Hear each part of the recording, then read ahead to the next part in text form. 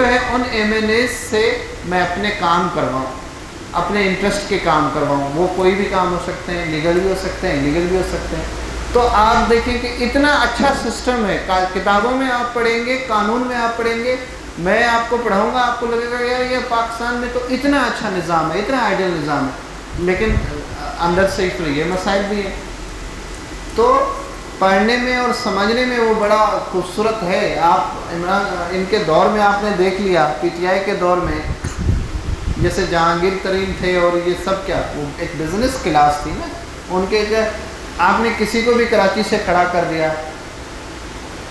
پاکستان میں فیمس، پاکستان کے پبلک تو اس کا اپنا ایک وہ ہے علم محدود، مطلب ہم میجارٹی کی بات نہیں کر رہے ہیں، ہم میجارٹی کی بات کر رہے ہیں، اکثر لوگوں کی، کہ انہیں ووٹ کا اور ان چیزوں کا اتنا استعمال کا پتہ نہیں ہے. مثال آپ پاکستان میں ایک پاپولر شخصیت ہے کہ کوئی بھی، مثال شاہد آفریدی ہے، پاکستان کے کرکٹر ہیں، مشہور شخصیت ہے، تو وہ تو ایک حصہ نہیں لے رہے، لیکن کوئی آ کے انہیں کہے کہ بھئی آپ کے سارے ایکسپینسز میں برداشت کر رہا ہوں، آپ الیکشن میں کھڑے ہو جائیں، تو اکثر لوگ ان کو ووٹ دے دیں گے. اب لوگوں کو تو یہ دلچسپی نہیں ہے کہ یہ پولیٹکس کتنی جانتا ہے. لوگ تو سمجھتے ہیں یہ چھکے اچھے مارتا ہے، چوکے اچھے مارتا ہے، پاکستان کو ہمیشہ اس نے جتوایا ہے. تو لوگوں کی ایک اس لحاظ سے سمپتی چلی جاتی ہے. پھر آپ کسی ڈرامہ نگار کو، کسی کامیڈین کو لے کے آئے، آپ کسی سپورٹ مین کو لے کے آئے، آپ کسی سنگر کو لے کے آئے، تو لوگوں کی سمپتی چلی جاتی ہے. آپ کسی ریلیجیس اسکالر کو لے کے آئے، جیسے ہمارے یہ ہیں پاکستان کی فیمس ریلیجیس اسکالرس، آپ ان کو آپ نے کہا بھائی آپ ٹھیک ہے عام آدمی ہیں، آپ کے پاس پیسے نہیں ہیں، پیسہ ہم اٹھائیں خرچ کریں گے، آپ صرف لوگوں سے ووٹ لے کے آئیں، جیت کے. وہ جیت کے نیشنل اسمبلی میں پہنچ گیا، وہ کس کے لیے کام کرے گا؟ اس کو ووٹ تو عوام نے دیا، لیکن وہ عوام کا بندہ تو نہیں ہے نا، عوام کا ریپرزنٹیٹیو تو نہیں ہے وہ. تو اس قسم کی جو سچویشن ہے نا، اس سچویشن میں پھر بہت سارے مسائل ہیں. اس لیے پاکستان یہ جو ہمارے آ رہے ہیں منسٹرس یہ سب، اس لیے ان کا ٹارگیٹ پبلک ہوتا ہی نہیں ہے. پبلک ان کا ٹارگیٹ ہوتا ہی نہیں ہے. ہاں اس سینس میں ہوتا ہے کہ ان سے لینا کیسے ہے، اس سینس میں نہیں ہوتا کہ ہمیں ان کو سروس کیسے دیں گے. اکثر ایسا ہے، کہیں کہیں اچھے اچھے کیسز بھی ہیں، لوگ ریلیف بھی دے رہے ہیں. Politics is not a bad thing. سیاست خراب نہیں ہے، سیاستدان سارے بھی خراب نہیں ہیں، لیکن وہ جو سیاست کو سمجھتے نہیں ہیں، جو سیاست کو اپنے انٹرسٹ میں لے کے آتے ہیں، وہ سیاست کو غلط استعمال کرتے ہیں، اس سے اپنے فائدے لیتے ہیں. تو اس لیے اس قسم کی سچویشن میں سروائیو کرنا بہت بڑا مسئلہ ہے.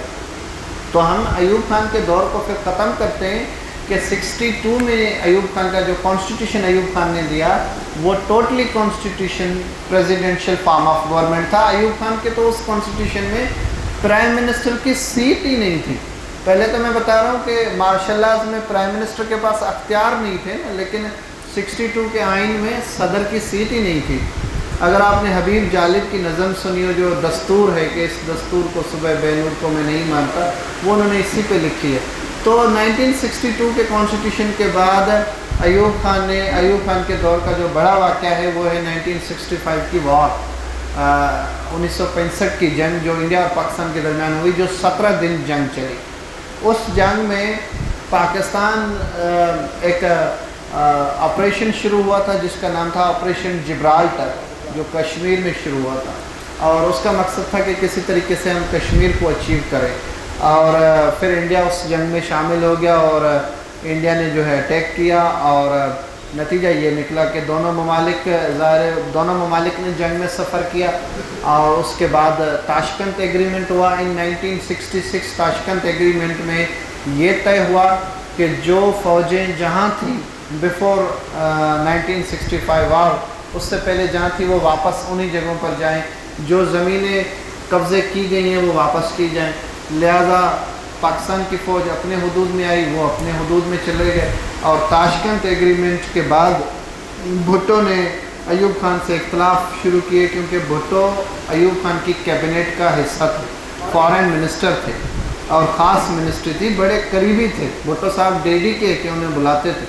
اور 1966 کی جب الیکشن تاشکنت ہوا تو اس کے بعد ایوب خان کے خلاف بھٹو کھڑے ہو گئے. انہوں نے کہا کہ ایوب خان نے پاکستان بیچ دیا، ایوب خان نے پاکستان کو نقصان دیا وغیرہ وغیرہ. اور بھٹو صاحب نے 67 غالباً 68 میں ایک نئی پولیٹیکل پارٹی بنا لی، لاہور میں بنائی پاکستان پیپلز پارٹی، پاکستان پیپلز پارٹی، عوام لوگوں کی پارٹی.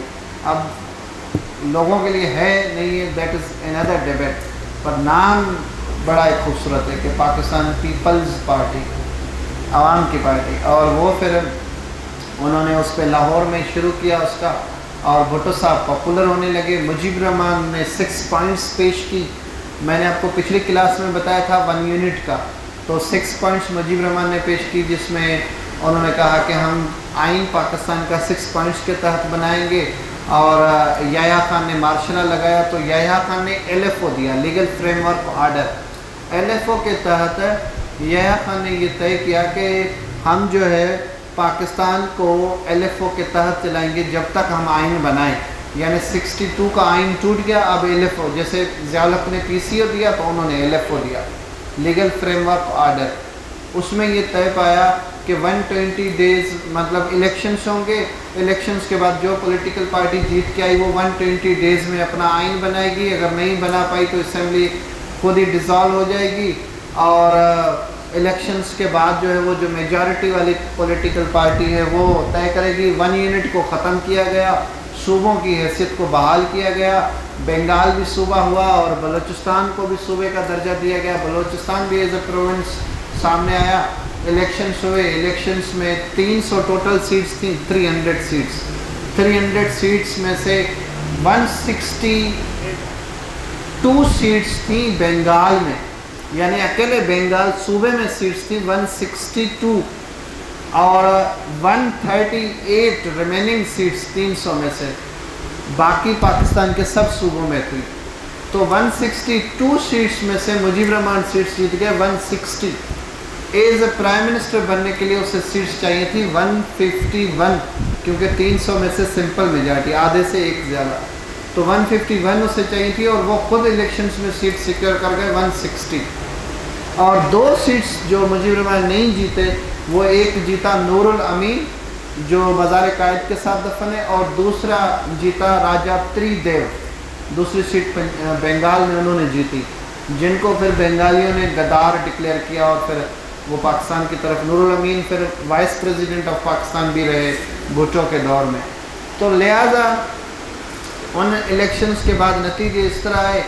یحییٰ خان اس بات کے لیے ایگری نہیں تھے کہ وہ مجیب الرحمان کو اقتدار دیں اور حکومت میں شامل کریں، لہٰذا وہ ایکسٹینڈ کر رہے تھے جو پہلا دن تھا اسمبلی میں آنے کا، ایکسٹینڈ کرتے رہے. نتیجہ یہ نکلا کہ مجیب الرحمان بغاوت پر آ گئے، اور بنگال میں علیحدگی کی موومنٹ شروع ہو گئی.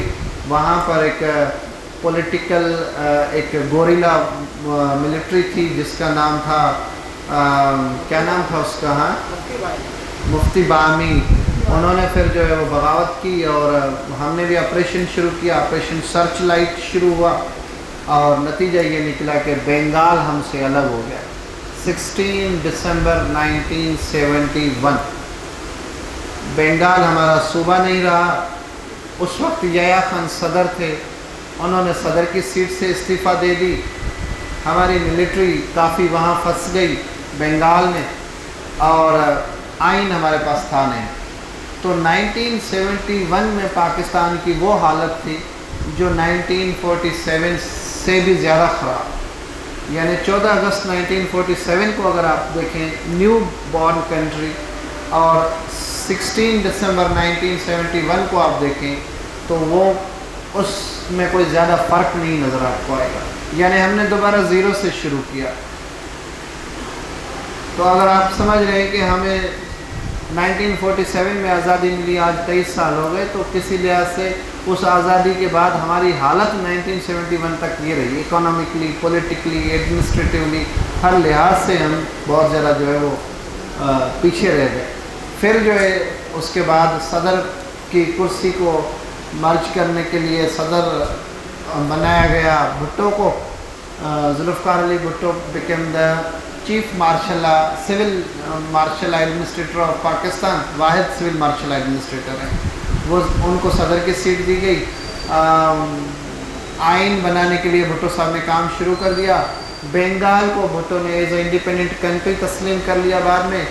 اور وہاں سے ملٹری واپس لے آنے کے لیے انڈیا کے ساتھ ایگریمنٹ کیا جس کا نام ہے Shimla agreement which was signed in 1972۔ Shimla agreement کے تحت انہوں نے دو چیزیں طے کی، ایک وہاں جو ملٹری تھی اس کو لے کے آئے، اور دوسرا یہ کہ جو ایل او سی تھی بٹوین جموں اینڈ آزاد کشمیر، جو لائن آف کنٹرول بنائی گئی، یعنی اس کا پہلے نام تھا لائن آف ایکچوئل کنٹرول یا اس طرح ہے اس کا نام، لیکن ابھی اس کا نام رکھا گیا L O C, line of control. اس کو ایک باؤنڈری بنائی گئی کہ دونوں فوجیں اس کو کراس نہیں کریں گی۔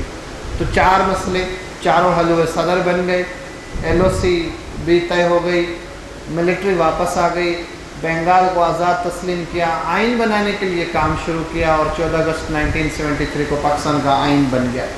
وہ میں نے آپ کو بتایا کہ کیسے آئین بنا اور اس کا کیا پروسیس ہوا آگے۔ اس آئین میں 280 آرٹیکلز تھے، سب پاکستان کی پولیٹیکل پارٹیز نے ایگری کیا آئین بنانے کے لیے، جس میں تمام پولیٹیکل پارٹیز جو بچ گئی تھی، یعنی عوامی لیگ کے بعد جو بچ گئی، ان سب نے ایگری کیا۔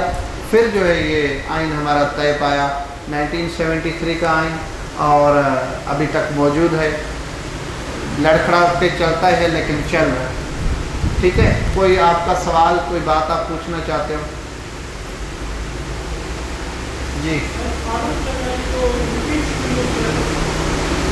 کس نے؟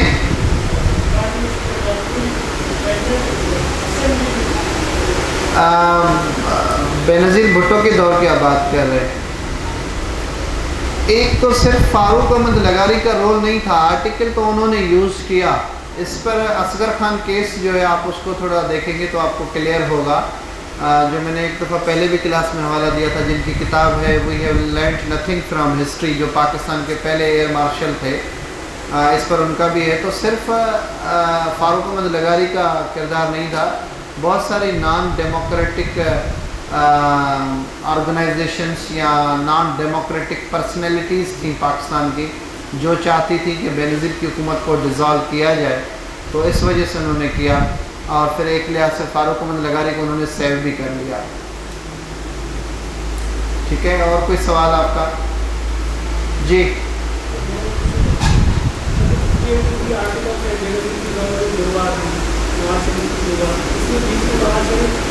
اپنی گورنمنٹ کو ریسٹور کرانے کے لیے سپریم کورٹ جاتے ہیں، اور جیسے آپ نے بتایا ہمارا گورنمنٹ جو نظام پانی سپریم کورٹ کے پاس ابھی اس کا کتنا کیا ہے؟ عمران خان کو ہٹا دیا، پارلیمنٹ ایکشن لیا گیا تھا، مطلب اس کے صحیح اس میں سپریم کورٹ کو ہوتا ہے،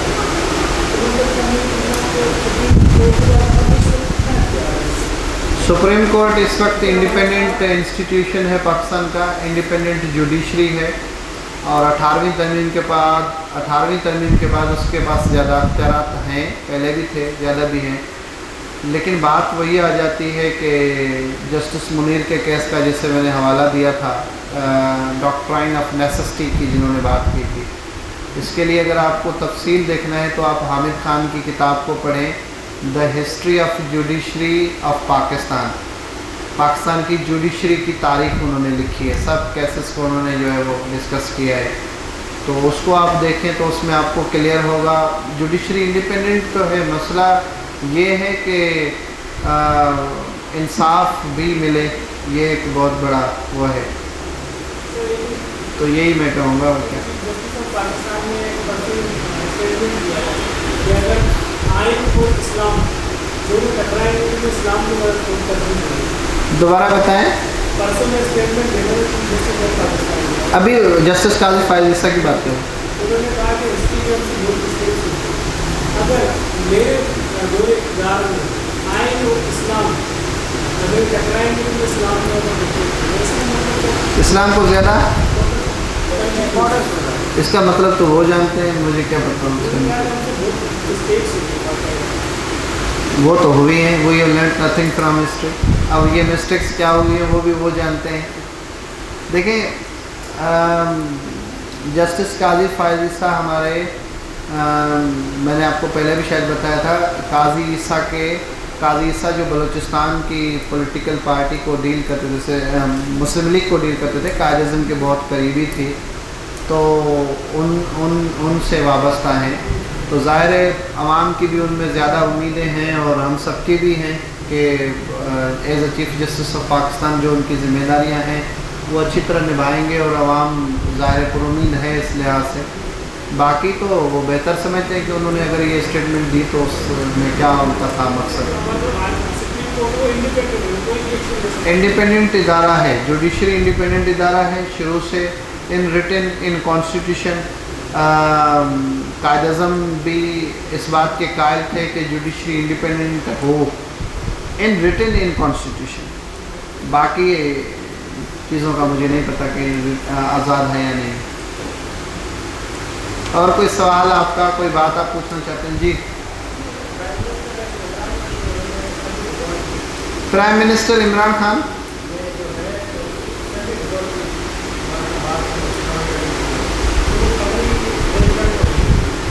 تھوڑا قریب آ کے آپ پوچھیں.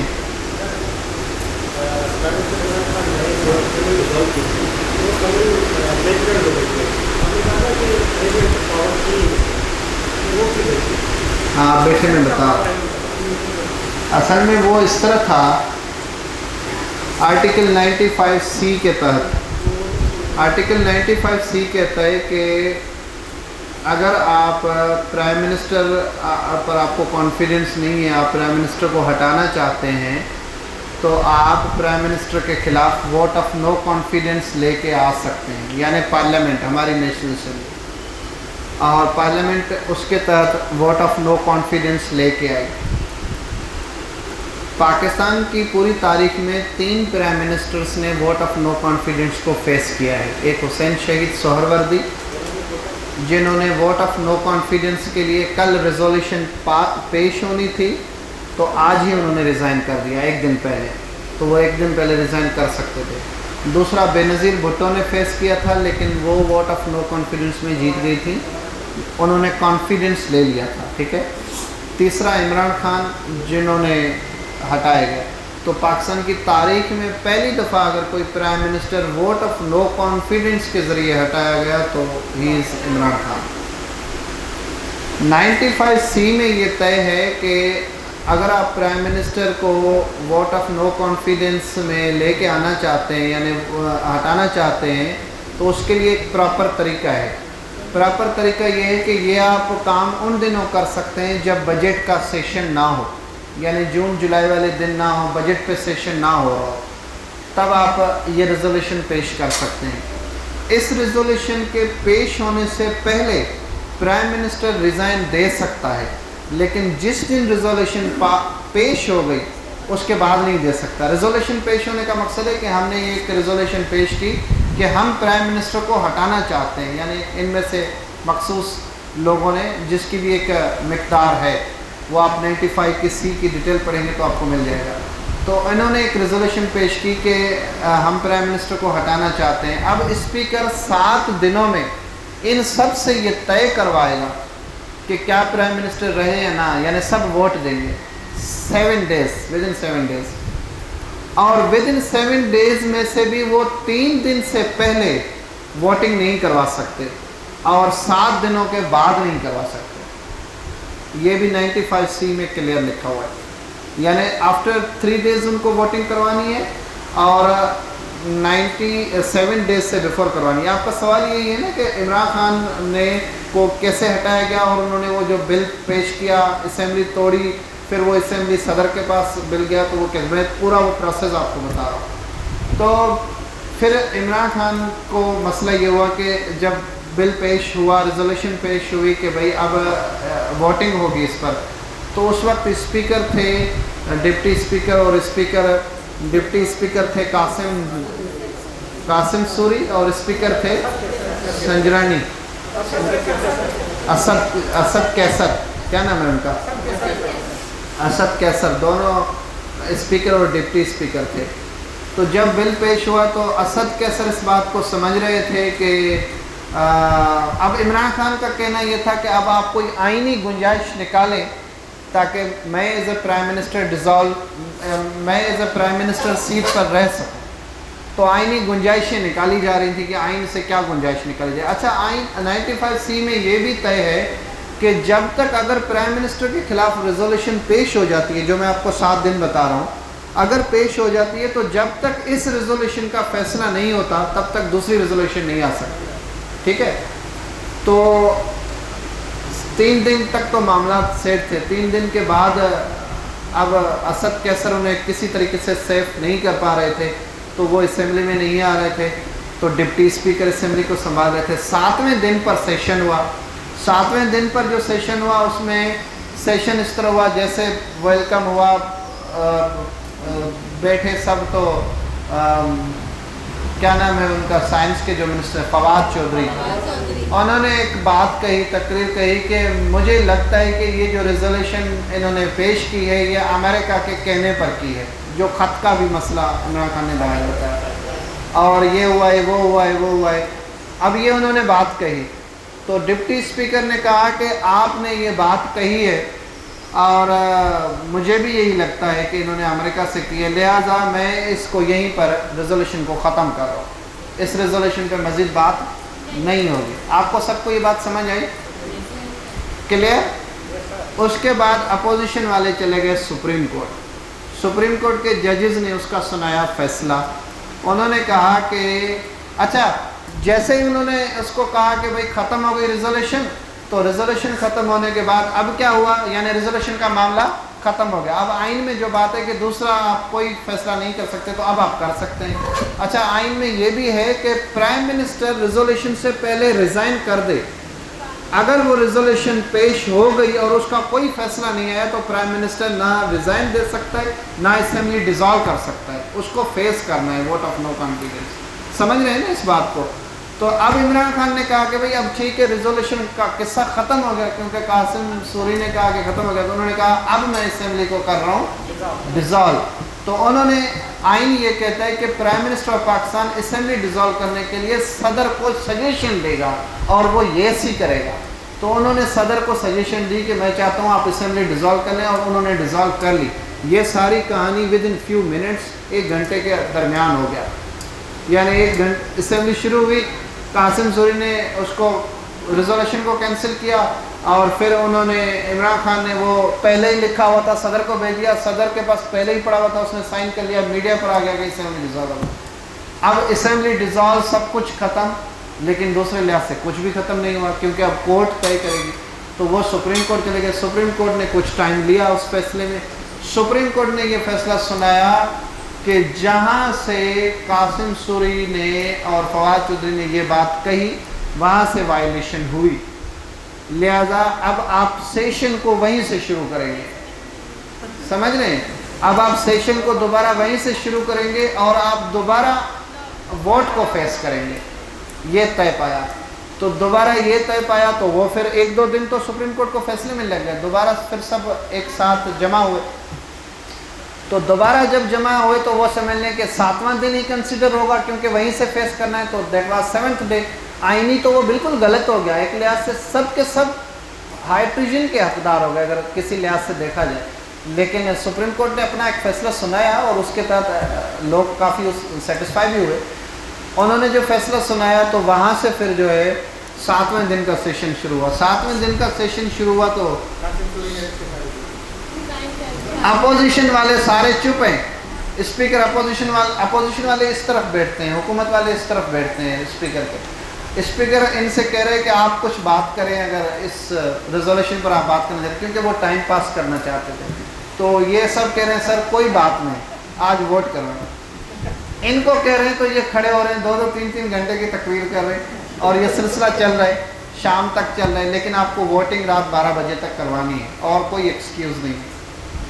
تو پھر آپ نے دیکھا لنچ بریک ہوا، نماز ہوئی، خاتون ایک بیمار ہو گئی، اس کو ڈرپ وہاں لگوایا، اور طریقے کیے کہ بھئی مطلب کچھ بھی ہو جائے نمازیں وہیں پہ پڑھیں، کچھ بھی ہو جائے. کیونکہ ان کو یہ ڈر تھا کہ اگر ہم نکل گئے تو دروازے بند ہو جائیں گے، نکل گئے تو نکل گئے تو پھر یہ پیچھے سے کروا دیں گے. تو وہ سب اندر. تو یہ کہانی چلتی رہی 11:55 تک، رات کے 11:55. اس کے بعد سیکریٹری، ظاہر ایک سسٹم ہوتا ہے نیشنل اسمبلی کے، اور سب آ گئے، وہ سیکیورٹی اور یہ سب. انہوں نے کہا کہ بھئی آپ کو ووٹ کروانے ہیں. تو پھر اب 11:55 پر ڈپٹی اسپیکر نے عہدے سے استعفیٰ دیا. اب ڈپٹی اسپیکر ہی نہیں رہے تو الیکشن اب وہ اگر نہیں دیتے تو وہ پھر ہائی ٹریزن کے حقدار ہو جاتے. وہ پاکستان کی تاریخ میں ایک بالکل وہ ہو جاتے کہ بھئی آپ نے سپریم کورٹ کے فیصلہ مطلب آپ نے وہ کنٹیمپٹ آف کورٹ بھی ہو جاتا کہ آپ نے عدالت کی بات ہی نہیں مانی. کنٹیمپٹ آف کورٹ پہ یوسف رضا گیلانی پرائم منسٹر نہیں رہے تو پھر انہوں نے کہا ریزائن دے دیا تو پھر صادق سنجرانی نہیں کون تھے وہ ایاز صادق بیٹھ گئے سیٹ پر. تو ایاز صادق نے پھر 11:55 پر سلسلہ شروع کروا دیا ووٹنگ کا. ٹھیک ہے وہ طے بعد میں ہوا اگلے دن میں آ گیا لیکن سلسلہ شروع ہوا تو عمران خان کے خلاف ووٹ پڑ گئے اور وہ پرائم منسٹر نہیں رہے. اب جو آپ کا سوال تھا اسی پورے سے کلیئر ہو جانا چاہیے آپ کو.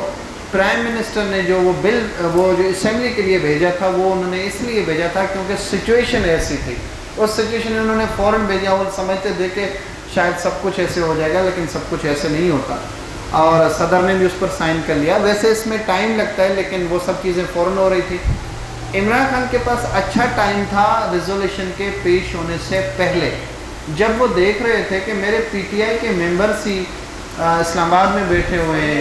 سر یہ کاروائی نومبر کے اینڈ سے شروع ہو چکی تھی. یہ تو آیا ہے بعد میں اپریل میں جاتے ہیں اپریل میں. صحیح بات ہے.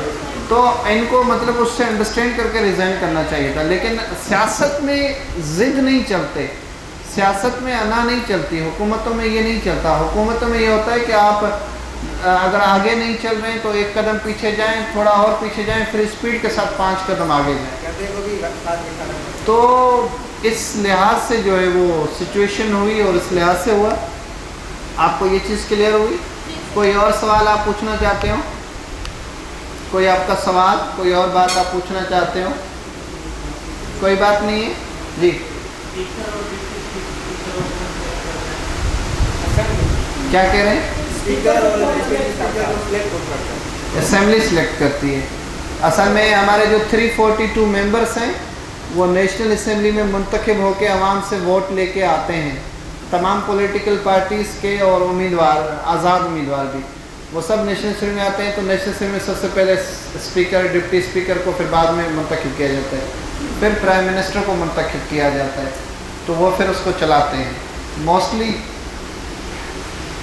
یہ ہوتا ہے کہ اسپیکر وہ بنتے ہیں یا ڈپٹی اسپیکر جو اکثریت والی پولیٹیکل پارٹی ہوتی ہے. پاکستان میں ہمیشہ اکثریت والی پولیٹیکل پارٹی ہی اقتدار میں آئی ہے سوائے پی ڈی ایم والے دور کے. یعنی پی ڈی ایم اکثریت میں نہیں تھی. عمران خان کی سب سے زیادہ ووٹ تھے, ان کے پاس سیٹس زیادہ تھی ان 2018. اس کے بعد جو ہے جب انہوں نے کافی حد تک اپوزیشن اور وہ سب ایک دوسرے سے سیٹسفائی نہیں رہے تو پھر انہوں نے اپوزیشن والوں نے آپس میں مل کے ان کو جو ہے ہٹوا دیا.